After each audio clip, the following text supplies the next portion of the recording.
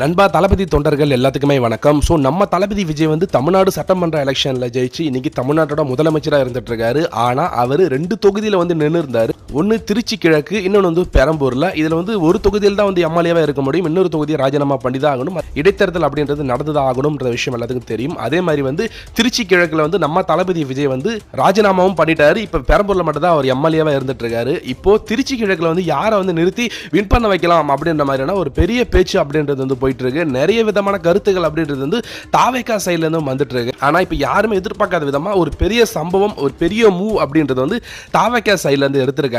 என்ன விஷயம் அப்படின்னா, நம்ம மாஸ்டர் தெரியும், நம்ம தளபதி விஜய் கூட வந்து ராகவா லாரன்ஸ் வந்து ரொம்பவே வந்து க்ளோஸா இருந்துட்டு இருக்காரு.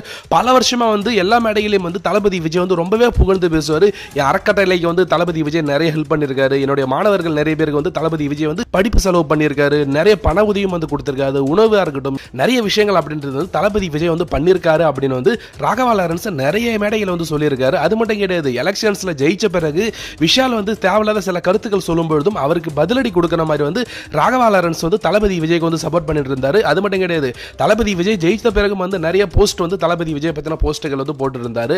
ஆனா இப்ப வந்திருக்க தகவல் என்னன்னா, திருச்சி கிழக்குல வந்து தாவேகா சார்பில் வந்து ராகவா லாரன்ஸ் நிறுத்துறதுக்கு ஒரு முடிவு பண்ணிருக்கிறதா வந்து சொல்லிட்டு இருக்காங்க. ஏன் அப்படின்னா, அவர் ஏற்கனவே வந்து அறக்கட்டளை வச்சு நிறைய மாணவர்களுக்கு வந்து ஹெல்ப் பண்ணிட்டு இருக்காரு, நிறைய மக்களுக்கு ஹெல்ப் பண்ணிட்டு இருக்காரு. அவர் எம்எல்ஏ ஆனார்னா கண்டிப்பா அந்த தொகுதியில் உள்ள மக்களுக்கு வந்து பெரிய அளவில் வந்து ஹெல்ப் பண்ணுவாரு அப்படின்றது வந்து தளபதியோட எண்ணமா இருந்துட்டு இருக்கு. ராகவா லாரன்ஸும் வந்து இதுக்கு ஓகே சொல்லிட்டாருன்ற சொல்லிட்டு இருக்காங்க. ஏன்னா அரசியலுக்கு வந்து அவரும் வந்து இது போல நிறைய நல்ல விஷயங்கள் வந்து அந்த தொகுதி மக்களுக்கு வந்து பண்ணாருன்னா கண்டிப்பா கட்சியோட பேரும் நல்ல விதமா வரும். ராகவா லாரன்ஸும் வந்து ஹெல்ப் பண்ண மாதிரி இருக்கும். தளபதிக்கும் வந்து ஒரு மிகப்பெரிய சந்தோஷம் கிடைக்கும் அப்படின்ற மாதிரி வந்து சொல்லிட்டு இருக்காங்க. இன்னும் சிலரோட பேரும் அடிபடுது, ஆனா இன்னும் எதுவும் கன்ஃபார்ம் ஆகல.